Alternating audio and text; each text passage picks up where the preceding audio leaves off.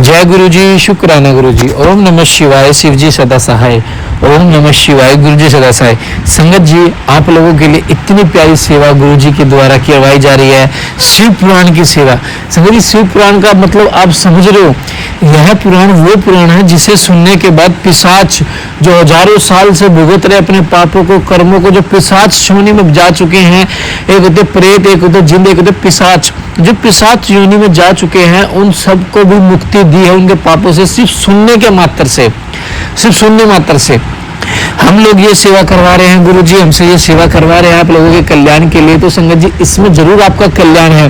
आप पाठ को इग्नोर मत कीजिए। आंटी जी इतनी प्यारी सेवा कर रही हैं, इतनी प्यारी सेवा कर रही हैं, आप लोगों के लिए तो कर रही हैं। यह इस पाठ में पता नहीं किसका कल्याण है, तो गुरु जी ही जान सकते हैं। हम तो गुरु जी के दास हैं। हमको तो गुरु जी का मैसेज आता है कि बेटा पुत्र सेवा करो, तो हम वो सेवा कर रहे हैं। संगत जी, उसके बिना, सेवा के बिना देखो कुछ भी नहीं है। आपकी सेवा ये है कि आप शिव पुराण को सुनो, सुबह शाम इस पाठ को सुनो।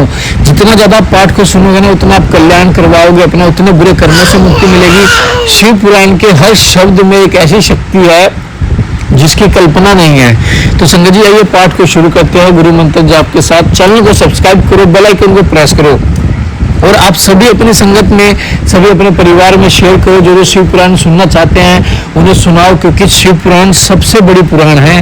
ग्रंथों में भी लिखा गया है, क्योंकि शिव पुराण एक, जिसने 7 बार शिव पुराण कर लेना, ये समझो उन्होंने अपनी 7 पीढ़ी को पार करवा लिया। और संगत जी, हम आपको वचन देते हैं, हम आपके 7 बार, अगर परमात्मा ने हमें सही सलामत रखा, 7 बार आपकी शिव पुराण की सेवा हम पूर्ण जरूर करेंगे, और 7 बार आपको शिव पुराण सुनने को जरूर मिलेगी। बस आपको सुनना है। जय गुरु जी, शुक्राना गुरु जी। प्यारा सा कमेंट करना है, चैनल को सब्सक्राइब करके आगे शेयर करना है। जय गुरु जी, शुक्राना गुरु जी। संगत जी जय गुरु जी। अंकित अंकल जी जय गुरु जी। और गुरु जी आपको बहुत बहुत शुक्राना, बहुत बहुत शुक्राना गुरु महाराज। हर चीज़ देने का शुक्राना, गलतियाँ माफ़ करने का शुक्राना, कर्मों को काटने का शुक्राना। इतना खूबसूरत, इतना कर्मों को काटने, बुरे कर्मों को काटने के लिए पाठ ब्लेस करने का शुक्राना गुरु महाराज।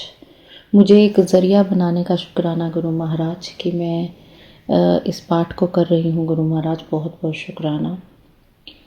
ये सेवा जो आपने मुझे दी है, मेरी सेवा में कोई रुकावट ना आए, और उस सेवा को मैं आपके जैसा आप चाहते हैं वैसा कर पाऊँ, और सारी संगत का कल्याण हो गुरु महाराज जी। ओम गणपते नमः। विघ्नहर्ता गणेश सबके कार्यों में आ रहे विघ्नों को ख़त्म करें और हमें सद्बुद्धि प्रदान करें गुरु महाराज। जय महाकाल। ओम नमः शिवाय, शिव जी सदा सहाय। ओम नमः शिवाय, गुरु जी सदा सहाय। संगत जी, चलिए आज का पाठ शिव पुराण रुद्र संहिता का शुरू करते हैं। गुरु महाराज, आपके चरणों में अरदास है, इस पाठ को ब्लेस कीजिए। आप मेरी वाणी में विराजमान हो महाराज। इसका एक एक शब्द जो मैं पढ़ रही हूँ मुझसे बिल्कुल ठीक उच्चारण हो। कुछ भी त्रुटि होती है तो मुझे क्षमा करें। संगत जी, आप भी क्षमा करें। अंकित अंकल जी, बहुत बहुत शुक्राना जो आप मुझे सेवा दे रहे हैं। बहुत बहुत शुक्राना। चलिए संगत जी, आज का पाठ शुरू करते हैं। संध्या की तपस्या, उसके द्वारा भगवान शिव की स्तुति तथा उससे संतुष्ट हुए शिव का उसे अभीष्ट वर दे मेधा तिथि के यज्ञ में भेजना। ब्रह्मा जी कहते हैं, मेरे पुत्रों में श्रेष्ठ महाप्राज्ञ और नारद तपस्या के नियम का उपदेश दे। जब वशिष्ठ जी अपने घर चले गए, तब के उस विधान को समझकर संध्या मन ही मन बड़ी प्रसन्न हुई। फिर तो यह सनंद मन से तपस्विनी के योग्य अवेश बनाकर बृहलोहित सरोवर के तट पर ही तपस्या करने लगी। वशिष्ठ जी ने तपस्या के लिए जिस मंत्र को साधन बताया था, उसी से उत्तम भक्ति भाव के साथ वह भगवान शंकर की आराधना करने लगी। उसने भगवान शिव में अपने चित्त को लगा दिया और एकाग्र मन से वह बड़ी भारी तपस्या करने लगी। उस तपस्या में लगे हुए उसके 4 युग व्यतीत हो गए। तब भगवान शिव उसकी तपस्या से संतुष्ट हो बड़े प्रसन्न हुए तथा बाहर भीतर और आकाश में अपने स्वरूप का दर्शन कराकर जिस रूप का वह चिंतन करती थी उस रूप से उसकी आंखों के सामने प्रकट हो गए। उसने मन से जिनका चिंतन किया था उन्हीं प्रभु शंकर को अपने सामने खड़ा देख वह अत्यंत आनंद में निमग्न हो गई। भगवान का मुखार बिंद बड़ा प्रसन्न दिखाई देता था। उनके स्वरूप से शांति बरस रही थी। वह सहसा भयभीत हो सोचने लगी कि मैं भगवान हर से क्या कहूँ, किस तरह इनकी स्तुति करूं। इसी चिंता में पड़कर उसने अपने दोनों नेत्र बंद कर लिए। नेत्र बंद कर लेने पर भगवान शिव ने उसके हृदय में प्रवेश करके उसे दिव्य ज्ञान दिया, दिव्य वाणी और दिव्य दृष्टि प्रदान की। जब उसे दिव्य ज्ञान, दिव्य दृष्टि और दिव्य वाणी प्राप्त हो गई तब वह कठिनाई से ज्ञात होने वाले जगदीश्वर शिव को प्रत्यक्ष देखकर उनकी स्तुति करने लगी। संध्या बोली, जो निराकार और परम ज्ञान गम्य है, जो ना तो स्थूल है, ना सूक्ष्म है और ना ही उच्च है, तथा जिसके स्वरूप का योगी जन अपने हृदय के भीतर चिंतन करते हैं, उन्हीं लोक सृष्टा आप भगवान शिव को नमस्कार है, जिन्हें शर्व कहते हैं, जो शांत स्वरूप निर्मल निर्विकार और ज्ञान गम्य है, जो अपने ही प्रकाश में स्थित हो प्रकाशित होते हैं, जिनमें विकार का अत्यंत अभाव है, जो आकाश मार्ग की भांति निर्गुण निराकार बताए गए हैं तथा जिनका रूप अज्ञान अंधकार मार्ग से सर्वथा परे है, उन नित्य प्रसन्न भगवान शिव को मैं प्रणाम करती हूँ।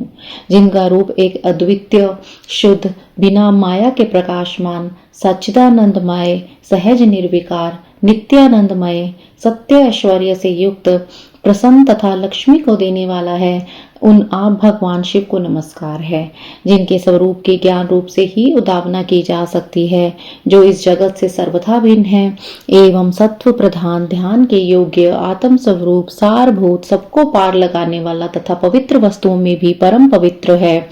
उन आप महेश्वर को मेरा नमस्कार है।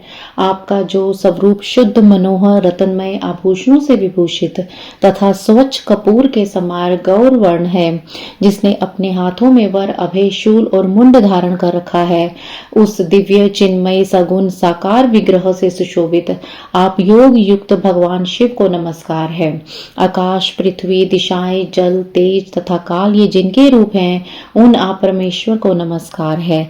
प्रधान प्रकृति और पुरुष जिनके शरीर रूप से प्रकट हुए हैं, अर्थात वे दोनों जिनके शरीर हैं, इसलिए जिनका यथार्थ रूप अव्यक्त बुद्धि आदि से परे है, उन भगवान शंकर को बारंबार नमस्कार है। जो ब्रह्मा होकर जगत की सृष्टि करते हैं, जो विष्णु होकर संसार का पालन करते हैं तथा जो रुद्र होकर अंत में इस सृष्टि का संहार करेंगे, उन्हीं आप भगवान सदाशिव को बारंबार नमस्कार है। जो कारण के भी कारण है, दिव्य अमृत रूप ज्ञान तथा अनिमा आदि ऐश्वर्य प्रदान करने वाले हैं, समस्त लोकांतरों का वैभव देने वाले हैं, स्वयं प्रकाश रूप हैं तथा प्रकृति से भी परे हैं, उन परमेश्वर शिव को नमस्कार है, नमस्कार है। यह जगत जिनसे भिन्न नहीं कहा जाता, उन जिनके चरणों में पृथ्वी तथा अन्य अंगों से संपूर्ण दिशाएं सूर्य चंद्रमा कामदेव एवं अन्य देवता प्रकट हुए हैं और जिनकी नाभि से अंतरिक्ष का आविर्भाव हुआ है, उन्हीं आप भगवान शंभु को मेरा नमस्कार है। प्रभु आप ही सबसे उत्कृष्ट परमात्मा हैं, आप ही नाना प्रकार की विद्याएं हैं, आप ही हर संहार करता है, आप ही सद ब्रह्मा तथा पर ब्रह्मा हैं। आप सदा विचार में तत्पर रहते हैं, जिनका न आदि है न मध्य है न अंत ही है, जिनसे सारा जगत उत्पन्न हुआ है तथा जो मन और वाणी के विषय नहीं है, उन महादेव जी की स्तुति मैं कैसे कर सकूंगी। ब्रह्मा जी आदि देवता तथा तपस्या के धनी मुनि भी जिनके रूपों का वर्णन नहीं कर सकते, उन्हीं परमेश्वर का वर्णन अथवा स्तवन मैं कैसे कर सकती हूँ। प्रभु आप निर्गुण है, मैं मूढ़ स्त्री आपके गुणों को कैसे जान सकती हूँ। आपका रूप तो ऐसा है जिससे इंद्र सहित संपूर्ण देवता और असुर भी नहीं जानते हैं। महेश्वर आपको नमस्कार है, तपोमय आपको नमस्कार है। देवेश्वर शंभो मुझ पर प्रसन्न हुए, आपको बारंबार मेरा नमस्कार है। ब्रह्मा जी कहते हैं, नारद संध्या का यह स्तुति पूर्वक वचन सुनकर उसके द्वारा भली भांति प्रशंसित हुए भक्तवत्सल परमेश्वर शंकर बहुत प्रसन्न हुए। उनका शरीर वल्कल और मृग चर्म से ढका हुआ था, मस्तक पर पवित्र जटा जूट शोभा पा रहा था। उस समय पाले के मारे हुए कमल के समान उसके कुमलाए हुए मुंह को देखकर भगवान हर दया से द्रवित होकर उससे इस प्रकार बोले। महेश्वर ने कहा, भद्रे, मैं तुम्हारी इस उत्तम तपस्या से बहुत प्रसन्न हूँ। शुद्ध बुद्धि वाली देवी, तुम्हारे इस स्तवन से मुझे बहुत संतोष प्राप्त हुआ है। अतः इस समय अपनी इच्छा के अनुसार कोई वर मांगो, जिस वर से तुम्हें प्रयोजन हो तथा जो तुम्हारे मन में हो उसे मैं अवश्य पूर्ण करूंगा। तुम्हारा कल्याण हो। मैं तुम्हारे व्रत नियम से बहुत प्रसन्न हूँ।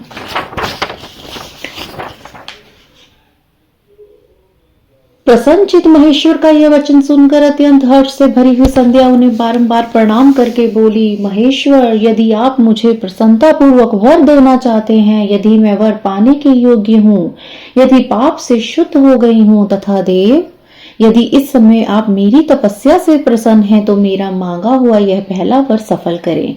देवेश्वर, इस आकाश में पृथ्वी आदि किसी भी स्थान में जो प्राणी हैं वे सब के सब जन्म लेते ही काम भाव से युक्त ना हो जाए। नाथ, मेरी सकाम दृष्टि कहीं ना पड़े। मेरे जो पति हों वे भी मेरे अत्यंत सुहृद हों। पति के अतिरिक्त जो भी पुरुष मुझे सकाम भाव से देखे उसके पुरुषत्व का नाश हो जाए, वह तत्काल नपुंसक हो जाए। निष्पाप संध्या का यह वचन सुनकर प्रसन्न हुए भक्त वत्सल भगवान शंकर ने कहा, देवी संध्या सुनो। भद्रे, तुमने जो वर मांगा है वह सब तुम्हारी तपस्या से संतुष्ट होकर मैंने दे दिया।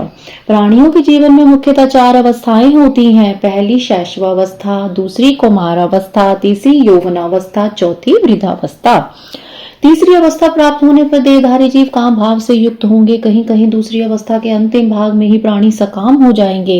तुम्हारी तपस्या के प्रभाव से मैंने जगत में सकाम भाव के उदय से यह मर्यादा स्थापित कर दी है, जिससे देहधारी जीव जन्म लेते ही कामासक्त ना हो जाएं। तुम भी इस लोक में वैसे दिव्य सती भाव को प्राप्त करो जैसा तीनों लोकों में दूसरे किसी स्त्री के लिए संभव नहीं होगा। पानी ग्रहण करने वाले पति के सिवा जो कोई भी पुरुष सकाम होकर तुम्हारी ओर देखेगा वह तत्काल नपुंसक होकर दुर्बलता को प्राप्त हो जाएगा। तुम्हारे पति महान तपस्वी तथा दिव्य रूप से संपन्न एक महाभाग महर्षि होंगे जो तुम्हारे साथ 7 कल्पों तक जीवित रहेंगे। तुमने मुझसे जो वर मांगे थे वे सब मैंने पूर्ण कर दिए। अब मैं तुमसे दूसरी बात कहूंगा जो पूर्व जन्म से संबंधित रखती है। तुमने पहले से यह प्रतिज्ञा कर रखी है कि मैं अग्नि में अपना शरीर को त्याग दूंगी। उस प्रतिज्ञा को सफल करने के लिए मैं तुम्हें एक उपाय बताता हूँ, उसे निसंदेह करो।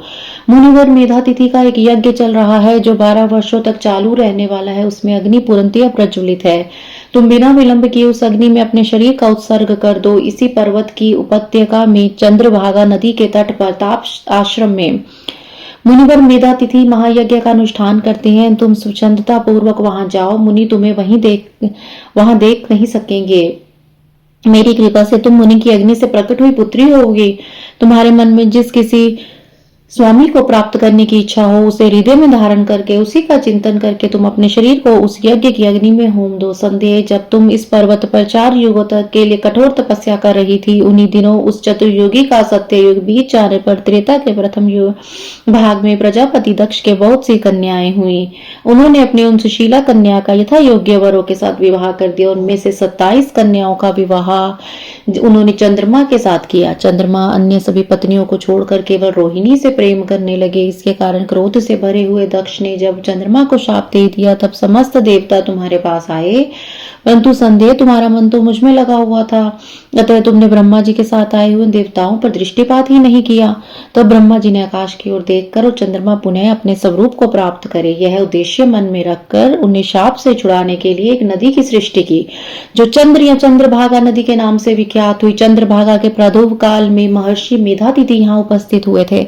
तपस्या के द्वारा उनकी समानता करने वाला ना तो कोई हुआ है, ना ही होगा। उन महर्षि ने महान विधि विधान के साथ दीर्घ काल तक चलने वाले ज्योतिष्ठ होम नामक यज्ञ का आरंभ किया है। उसमें अग्निदेव पूर्ण रूप से प्रज्वलित हो रहे हैं। उसी आग में तुम अपने शरीर को डाल दो और परम पवित्र हो जाओ। ऐसा करने से इस समय तुम्हारी वह प्रतिज्ञा पूर्ण हो जाएगी। इस प्रकार संध्या को उसके हित का उपदेश देकर देवेश्वर भगवान शिव वहीं अंतर ध्यान हो गए। संध्योवाच निराकारं ज्ञानगम्यं परम यन्नैव स्थूलं नापि सूक्ष्मं न चोच्चं अतिश्चिन्त्यहं योगिव्यस्थ्यस्यहं रूपं तस्मै तुभ्यं लोककर्त्रे नमोस्तुः।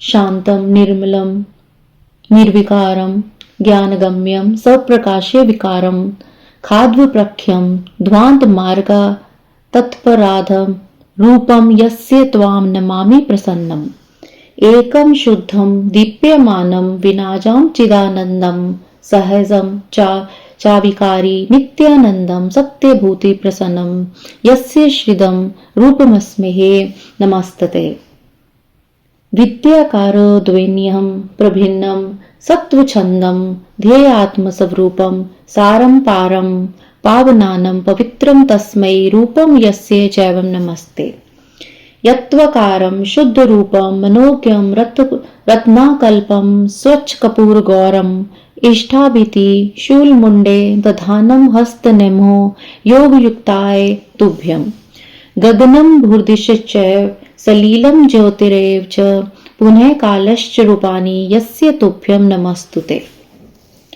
प्रधानपुरुषौ यस्य कायत्वेन विनिर्गतो तस्माद् व्यक्तरूपाय शंकराय नमो नमः यो ब्रह्मा कुरुते सृष्टिं यो विष्णुः कुरुते स्थितिं सहरिष्यति यो रुद्र तस्मै तुभ्यं नमो नमः नमो नमः कारण कारणाय दिव्यामृत ज्ञान विभूतदाय समस्त लोकांतर्भूतिदाय प्रकाश रूपाय परात्पराय यस्या परम नो जगच्चिते पदार्थ श्रुति दिशम सूर्य इंदु मनोज बहिर्मुखा नाभित च अंतरिक्षम तस्मै तुभ्यं शंभवे मे नमस्तु त्वं परः परमात्मा च त्वं विद्या विविधा हरः सद्ब्रह्मा च परं ब्रह्मा विचारण परायणः यस्य नारदिनं मध्यं च नान्तमस्ते जगदतः कथं